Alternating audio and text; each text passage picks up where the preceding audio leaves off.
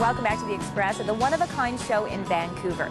They say a picture is worth 1,000 words. And with that in mind, local artist and former reservist Chris Henebery wants to use his paintbrush to tell the stories of our Canadian forces serving in Afghanistan. He's risking his life to paint. Why am I doing it? It's something I feel I have a skill, I have a talent. I also have context to the story, being an ex-soldier. For more than 2 decades, he was a reserve. Now he's returning to duty. I'm going to Afghanistan as an embedded artist. His focus will be on the reserves. These are postmen, these are firemen, these are policemen, these are software developers who give up their careers, they leave their family for a year, and they go overseas and put their lives in danger. And it's an amazing story, and so I want to be able to capture that in painting and then give it back to the regiments.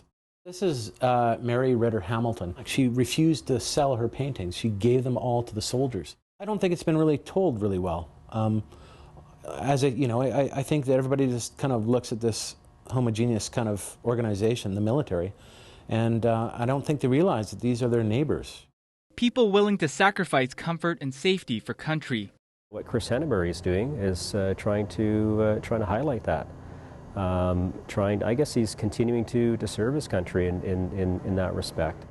In many cases, they have no job security.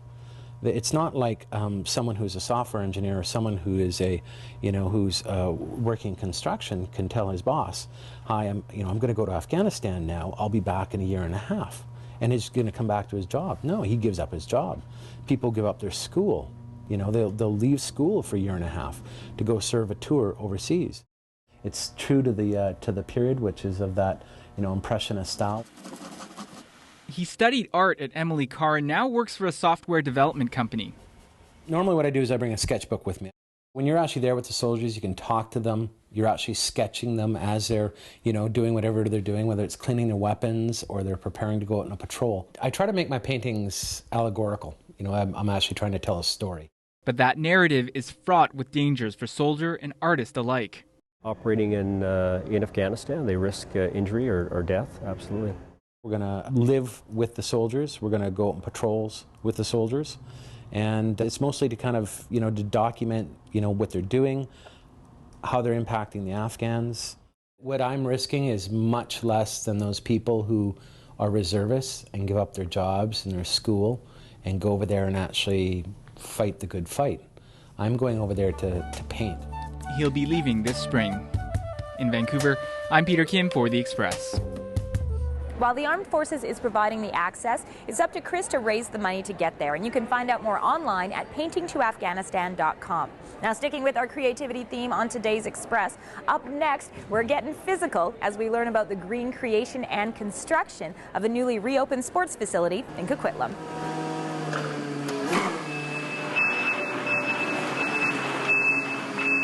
This Zamboni is clearing up the ice in a facility that's unlike any other. Opened just this past October, Coquitlam's Poirier Sport and Leisure Complex is a new state-of-the-art recreation center that combines fully integrated ice, dry floor, and aquatic amenities year-round. But what makes this facility unique is that it's breaking ground in energy efficiency using a new sustainable system called Thermonex. And what it does, it captures all of the heated, used air from the pool, from the ice plants, and anywhere that there's excess heat. It drives it into liquid-filled pipes and is stored in an underground chamber of approximately 34 pipes that run 300 feet deep. And underneath the whole complex, there's a series of pipes that have hot to cold liquid in it.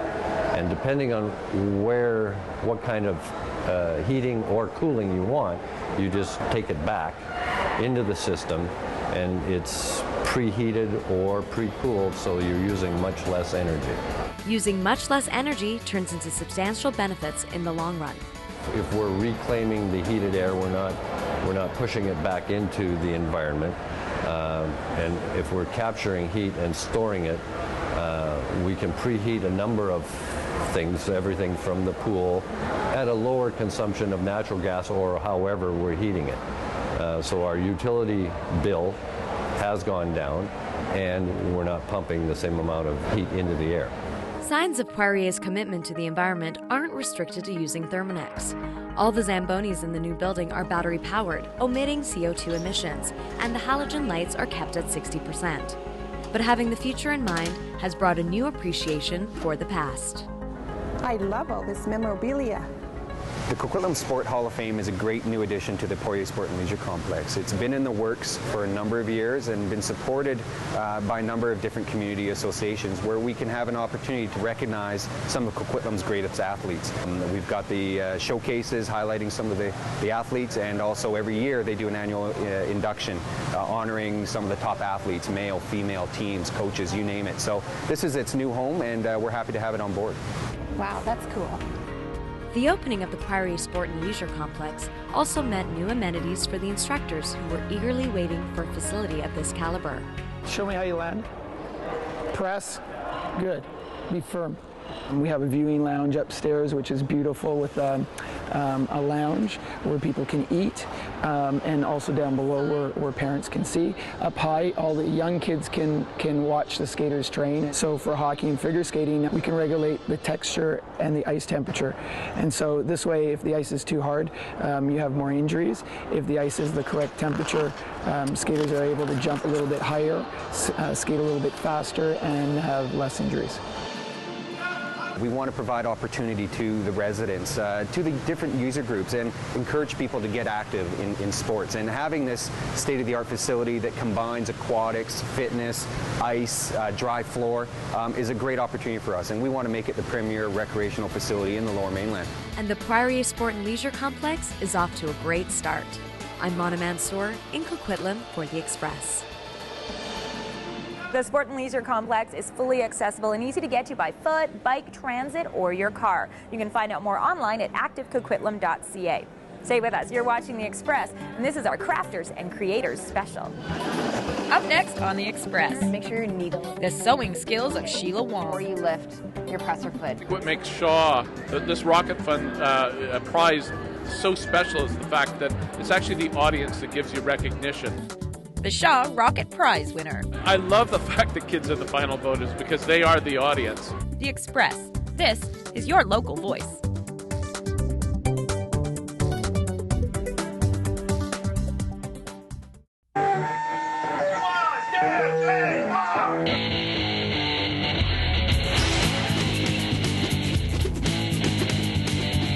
What's your thing? Bugs.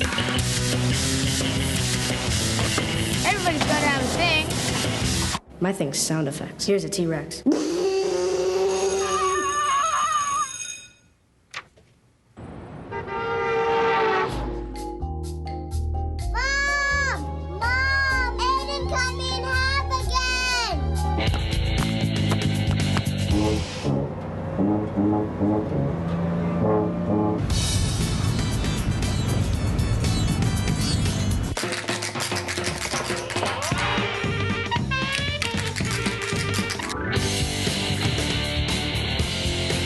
Nobody's good at everything. Everybody's good at something. What's your thing?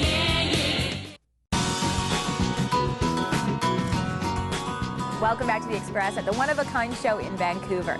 Now, this event is known for fantastic shopping, but that's not the only thing. It's also a place to inspire your own creativity, one stitch at a time. I can't even remember the first day I sewed, to be honest. My grandmother taught me how to sew, and since then I've just kept sewing. I even went to design school as well. And now it's time to pin the entire thing. On a scale of 1 to 10, how hard or easy is it to make a throw pillow? For me and for all my students so far, I would say easy as in a 10. Honestly, it's simple. A lot of the students that were getting into the show, they honestly don't have much experience, but they're picking it up and they're loving it because you see an end product right away. It's satisfaction. And there's something too about knowing that you created the thing that's in your house or that you're giving as a gift for someone. Definitely. It just means more too, don't you think? We've got beginner classes that honestly, if you've never sewn in your life, will teach you how to sew, or even intermediate classes where you learn to sew a full dress top to bottom with lining, boning, and an invisible zipper. So really, after you're done that course, you're gonna know how to sew a dress. I don't even know what an invisible zipper is, so clearly I need to go to that course. Awesome. I'm coming. Okay.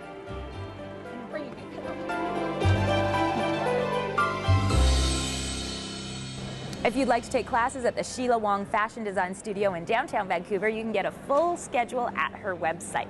Now, so far in today's Express, we've covered designers and artists and chefs, but I think this next creative career might be my favorite. The Shaw Rocket Fund provides support to Canadian children's programming that is recognized worldwide for its commitment to quality.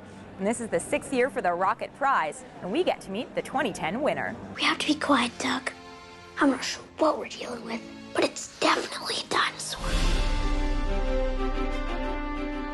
It was a program about a boy's love of dinosaurs that captured the hearts of Shaw Rocket Prize voters this year.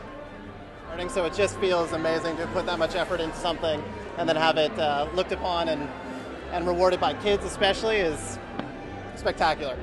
Dino Dan beat out 4 other programs to win $50,000. The prize is awarded every year to the best independently produced Canadian children's, youth, or family program. Celebrating the arts and involving the private sector is essential. With events like this $50,000 cash prize, by the way, no small amount, this is what good corporate citizenship looks like. So everybody, thank you to Shaw for this. Thank you.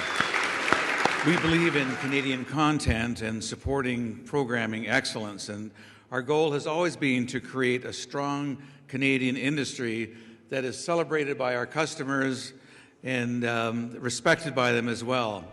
We've invested over $103 million to programming for kids in support of 441 original Canadian programs. The Shaw Rocket Prize is one of the largest prizes of its kind in Canada. The winner is chosen by a kids' jury from across the country. This year, they were able to both screen and vote for their favorite program online. I love the fact that kids are the final voters because they are the audience. And, it's interesting. You get recognized by your peers in a lot of the award ceremonies. But I think what makes Shaw, this Rocket Fund prize, so special is the fact that it's actually the audience that gives you recognition. The prize was given out in Ottawa on November 30th. For Shaw TV, I'm Nicole Fletcher.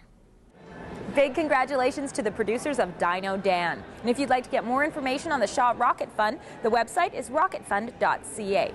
But how about information on some happening holiday events? That's where we're shining today's Express Spotlight. Take a walk through Gingerbread Lane and check out the Hyatt's giant gingerbread house, along with over 40 other handcrafted gingerbread houses. This event is a fundraiser for the Make-A-Wish Foundation. There's no better way to welcome in the longer days than with some lantern making, music, and storytelling. The Secret Lantern Society and In the House will be providing lantern workshops and some live shows near the drive. Tour the Burnaby Village Museum, all decked out for the holidays. Enjoy traditional entertainment and hands-on activities from the early 1900s. And that's it for today's Express from the One-of-a-Kind show in Vancouver. I'm Johanna Ward, and on behalf of all of us on the show, thank you so much for watching. We hope you join us next time. And in the meantime, we're going to leave you with more from the local art scene.